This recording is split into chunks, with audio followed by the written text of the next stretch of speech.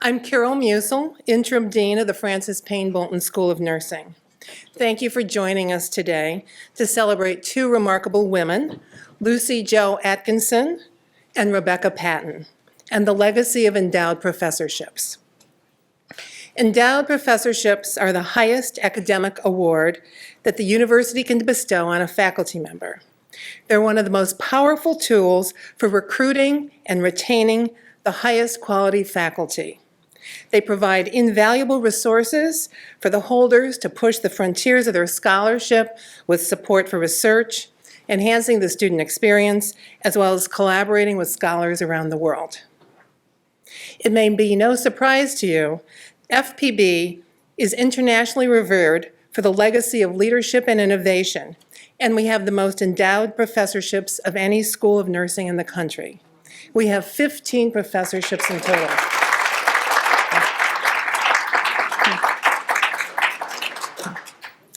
Today's chairing ceremony is a little different from many in recent history because this is the first appointment to this particular prestigious professorship. The Lucy Jo Atkinson Professorship of Perioperative Nursing was conceived almost 10 years ago in a unique collaborative effort between the school and a visionary donor. Today, we come together to honor its formal establishment as the nation's first endowed chair in perioperative nursing and to express our gratitude of the school to its namesake. The inaugural chairholder has a unique opportunity to actualize the donor's vision and continue her story of achievement. While endowed professorships are prestigious honors for the faculty, they are an enduring tribute to the donors who create them. They exist in perpetuity at the university and are a lasting legacy that can touch generations of students and scholars. By funding endowed chairs, donors can continue to support the brightest minds and help them focus on particular problems or issues and spur advances in those areas of interest to them. And this is especially true for Lucy Jo Atkinson's professorship. As you read in your program, Ms. Atkinson was a pioneer in the field of perioperative nursing. She was the first on-site consultant to educate nurses and physicians for the proper use of Ethicon products in the OR. She wrote extensively about OR practices and procedures and is known for her work as one of the editors of Berry & Kahn's Operating Room Technique. It's the gold standard textbook for operating room nurses. Lucy Jo grew concerned about national trends in which they were pushing operating room knowledge outside of nursing education, and so she decided to do something about it. She helped bring back perioperative requirements into the BSN curriculum at FPB, the very place that she learned those skills herself. While Ms. Atkinson passed away 2.5 years ago, we are grateful that several members of her family are here today to represent her vision. Thank you for joining us and for sharing your thoughts and memories of her in a few minutes. As part of that work, Lucy Jo helped to recruit Dr. Rebecca Patton, who was fresh off of her 2-year term as president of the American Nurses Association. Dr. Patton is known for her work in policy, but she is also a well-respected expert in perioperative nursing, and she has written extensively on the subject and serves on the editorial board for the Association of Perioperative Nursing. With support from Ms. Atkinson, Dr. Patton developed the curriculum for a perioperative requirement. Dr. Patton will tell you that normally it is very difficult for nursing school new grads to get a job in the operating room. Hospitals want nurses with experience and knowledge. But FPB graduates, they are so well prepared that hospitals across the country seek them out to work in their operating rooms. That truly speaks to the enduring legacy of the endowed professorship and the synergistic relationship of a forward-thinking donor, the university, and the chairholder. On that note, let me introduce the inaugural chairholder of the Lucy Jo Atkinson Professorship in Perioperative Nursing, Dr. Rebecca Patton.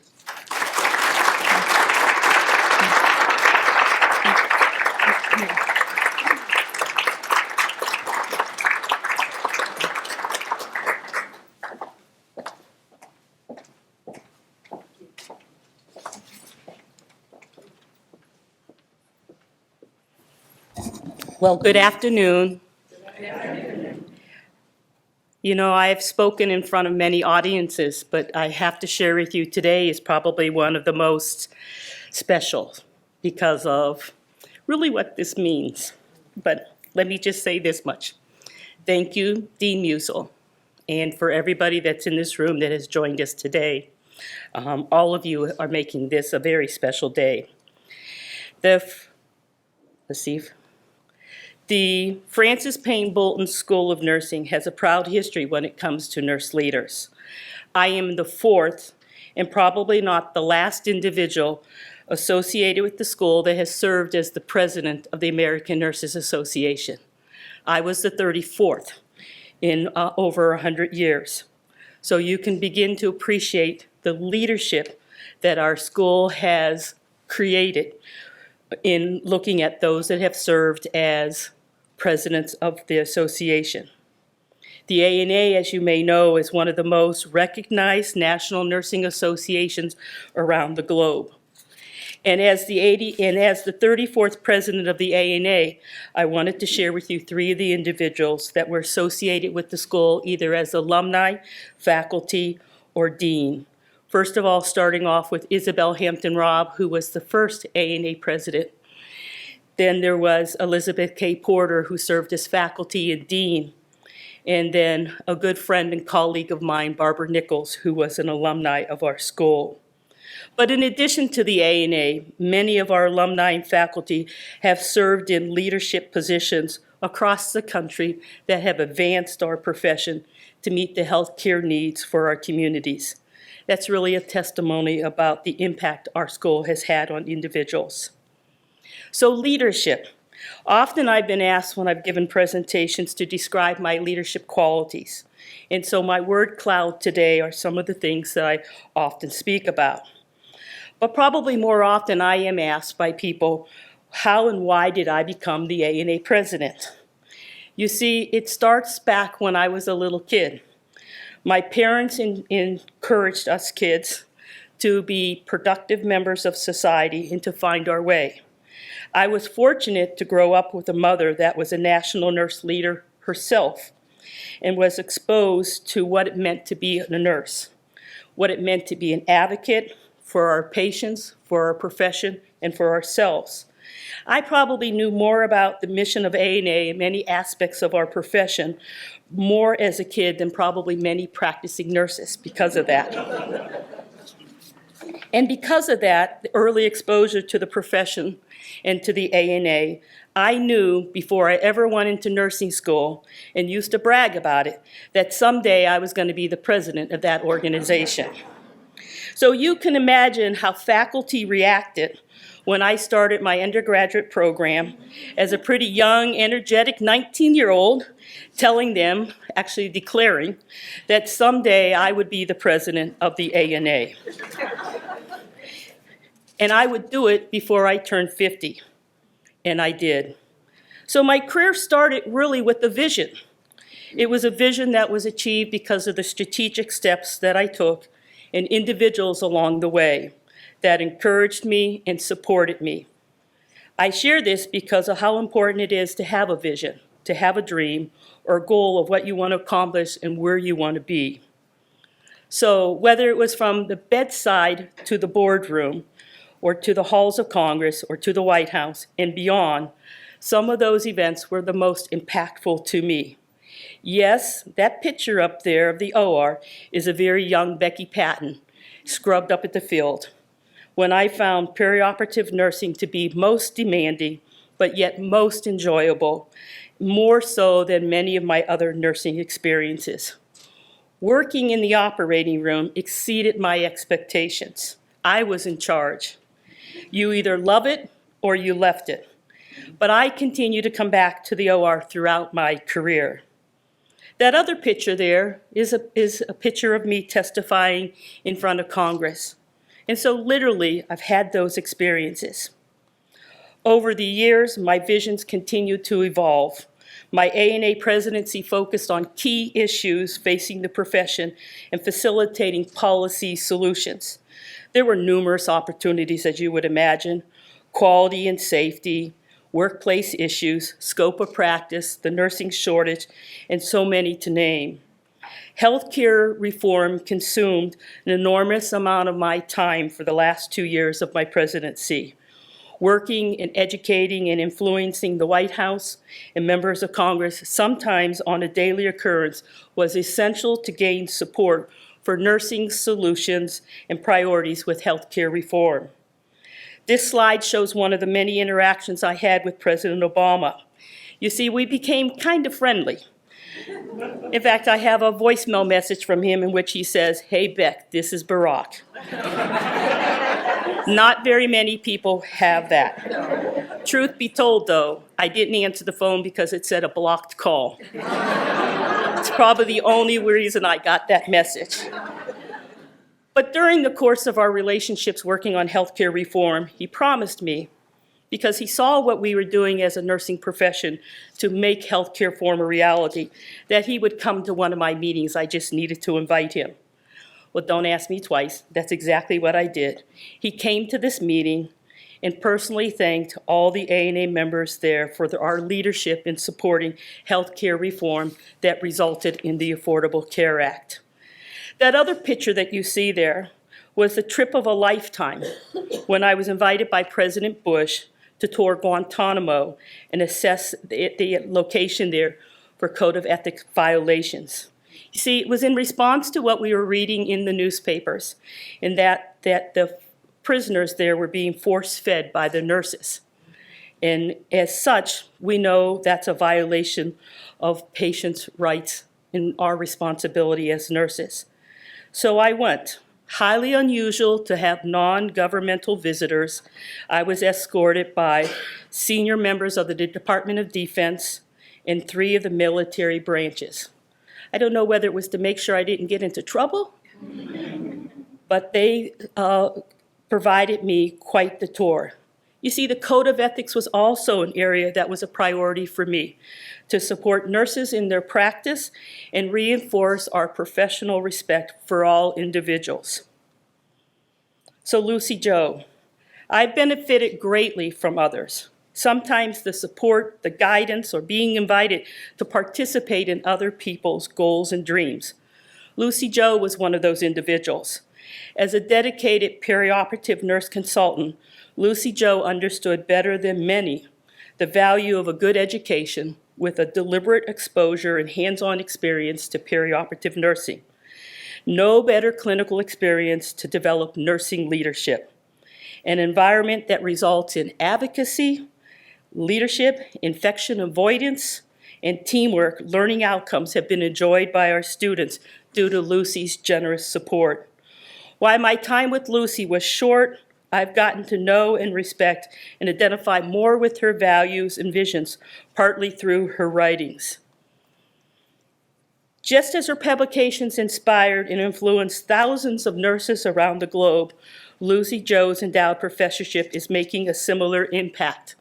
Our nursing curriculum has been recognized nationally by colleagues as an innovative teaching strategy to educate students about some of the most important responsibilities we have as nurses. Schools of nursing and surgical departments across the country have requested information about our course and curriculum. For example, Cedars-Sinai Hospital in Los Angeles and the University of Pennsylvania's hospital in Philadelphia have modeled their school educational program after ours. Students, the impact. I can go on for hours just about this, but let me just say this. All of our undergraduate students spend 7 weeks in the perioperative departments in several of the hospitals here in Cleveland. An intense time that focuses on core competencies that address leadership, quality, safety, and advocacy. The experiences often exceed expectations, even for those that do not intend to go into perioperative nursing. They graduate with the most desirable skills to enhance their future practice. Last fall, interesting, I got a note from a graduate who had just finished her NP education in Atlanta, Georgia. And she came up to me actually at the alumni homecoming also. And what she shared was, the OR really wasn't my thing. But I have to tell you, because of the OR, I was selected as a brand new NP graduate over others because of having that 7-week course. So, Lucy, it's my sincere honor to stand before you as the inaugural Lucy Jo Atkinson Professor in Perioperative Nursing and celebrate her generous gift that has created a vision that is having and will for years to have a profound impact on our profession. Thank you very much.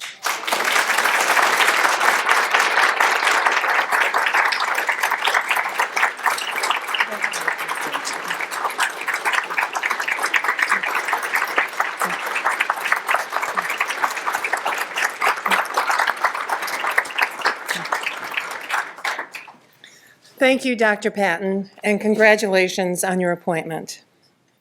I would now like to invite to the stage a representative from the family of Lucy Jo Atkinson, and that's her niece, Kathy Hanna-Stauffer. Ms. Hanna-Stauffer will share a few memories of her aunt.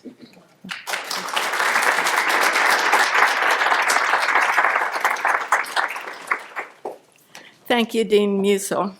Good afternoon. My name is Kathy. I'm the oldest of my Aunt Lucy's nieces and nephews, and I am honored to be here today. My sister and her husband are also here, and my son, one of Lucy's grandnephews, is here as well. Lucy was my favorite aunt. I can say that because the others are not here.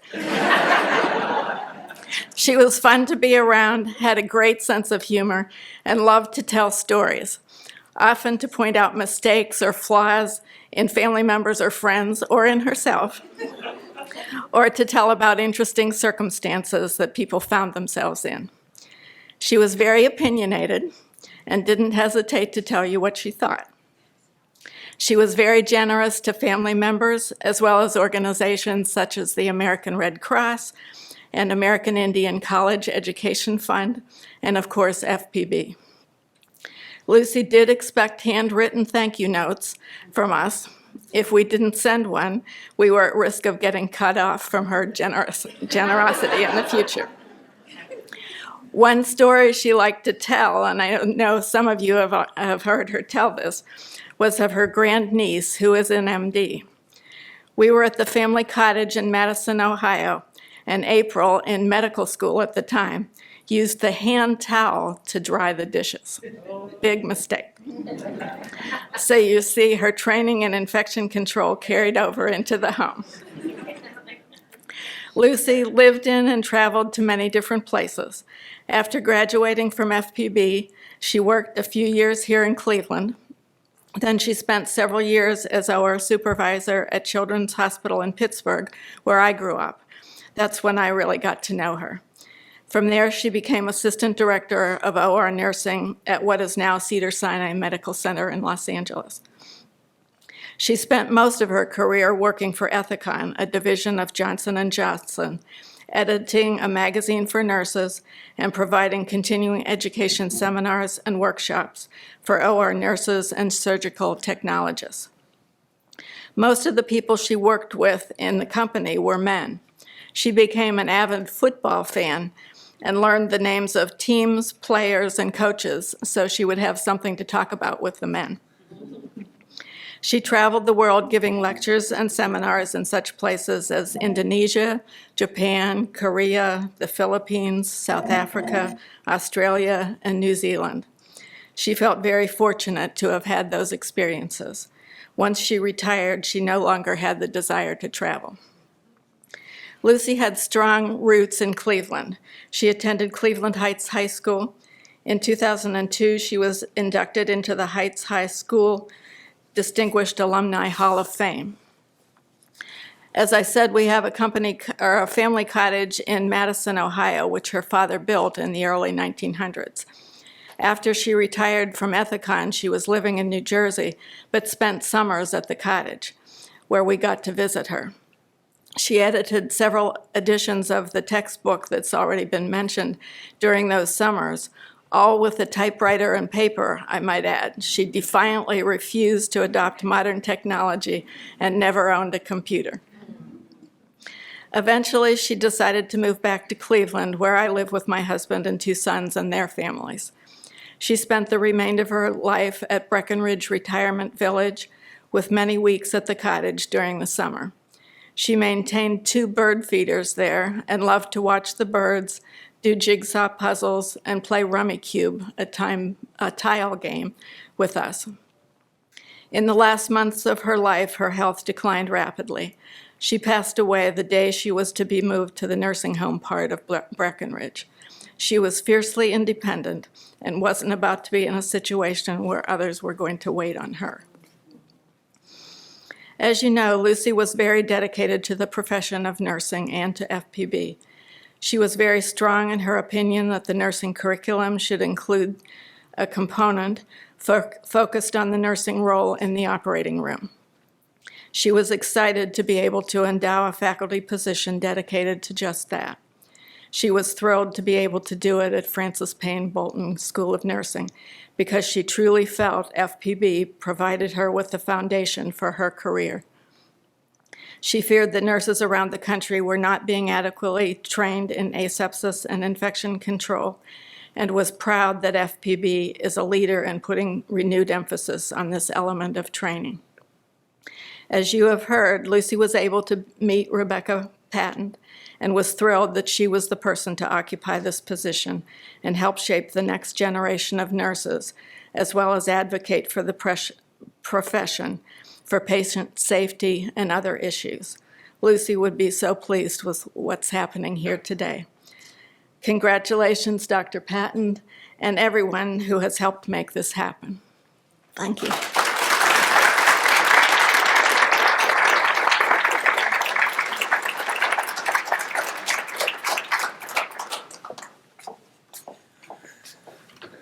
Thank you, Ms. Hanna-Stauffer, and we hope that we have made your aunt proud today.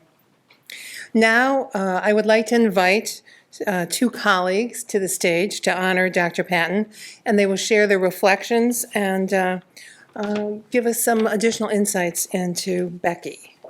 I would like to present Dr. Celeste Alfes, Associate Professor and Director of the Center for Nursing Education, Simulation, and Innovation.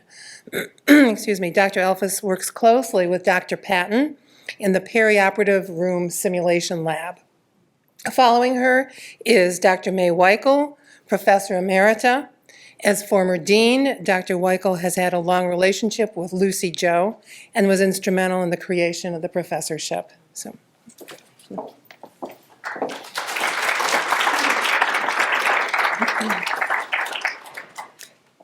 Thank you, Dean Musil.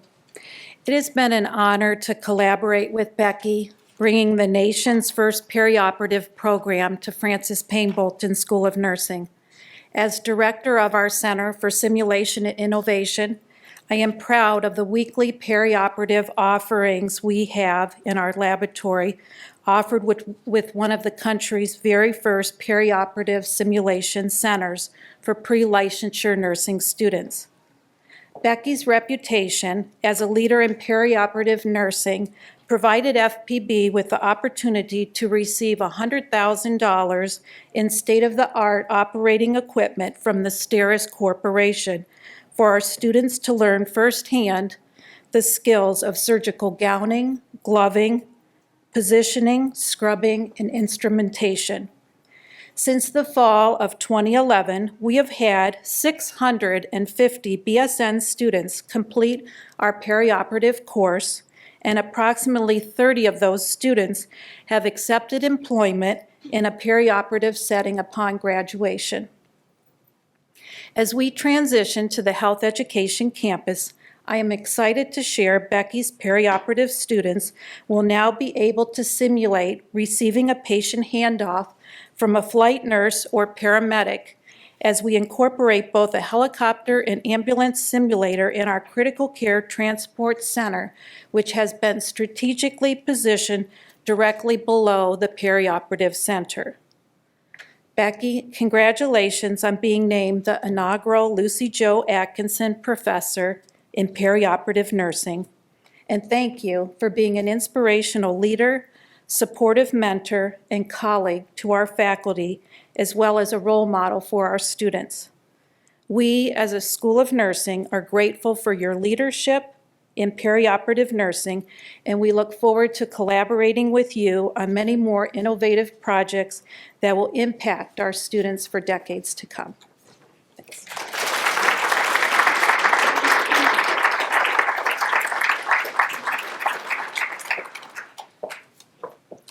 Well, it certainly is an honor for me to be here to speak about Lucy and to congratulate Becky for bringing OR nursing to Case Western Reserve University School of Nursing.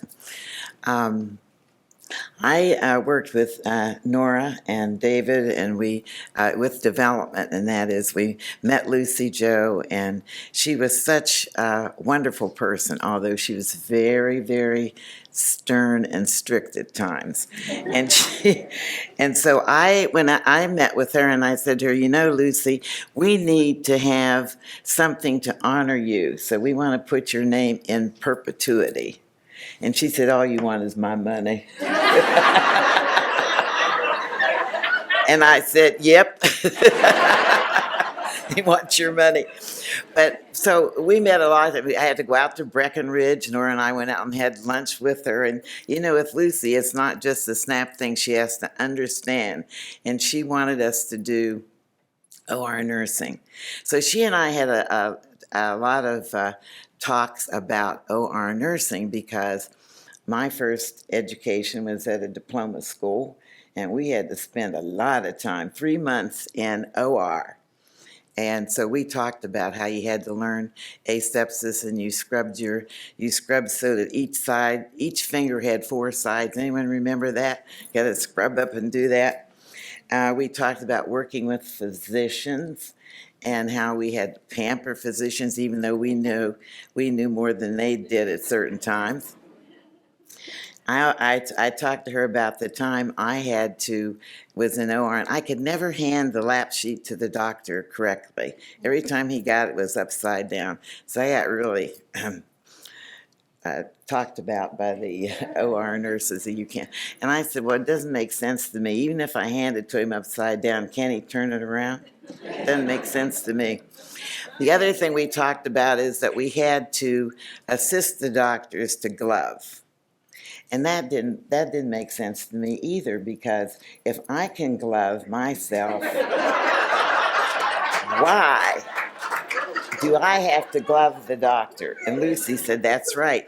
So you would stand there, and sometimes they would be kind of ornery, and you'd hold the glove, and they'd go shoop and contaminate, and you'd have to start all over again.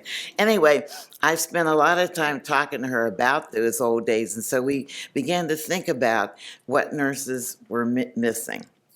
And of course, it was perioperative nursing, and she was very adamant that if she gave money to the school, we would have to do that. So I was very fortunate to know Becky Patton, known her for a long time. She forgot to say that she came to me before she became president of the ANA and asked did I think she could do it. I don't know what you would have done if I had said no, but I said. So she went on. So after she stepped down as president and we hired her on the faculty, I had people all over the country saying to me, how did you snare Becky Patton? So I was very glad because she fit very well with Lucy and her plans for preoperative nursing. She was really a character, but she would say, since you want some of my money, come out and have lunch with me. And she really was very concerned about nursing. And I think it's wonderful because we had abandoned perioperative nursing. But recently I was in the hospital and I had surgery, and I want to tell Lucy I can appreciate perioperative nursing. And so I was very pleased to know her, very pleased that the School of Nursing, the faculty, could come together and say, yes, this is something that we can do, and Becky Patton was there to help us. So I just want to say thank you to Lucy, and her name will be in perpetuity because we used her money. But she was such a lovely person, and I know she's pleased today that Becky is being honored in this inaugural chair holder. Thank you.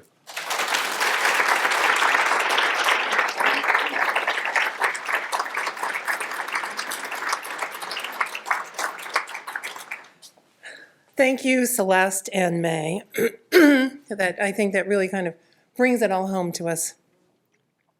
And thank you all for joining us to celebrate the legacy of Lucy Jo Atkinson, the future of perioperative nursing education, and the inaugural chairholder of the Lucy Jo Atkinson Professorship in Perioperative Nursing, Dr. Rebecca Patton.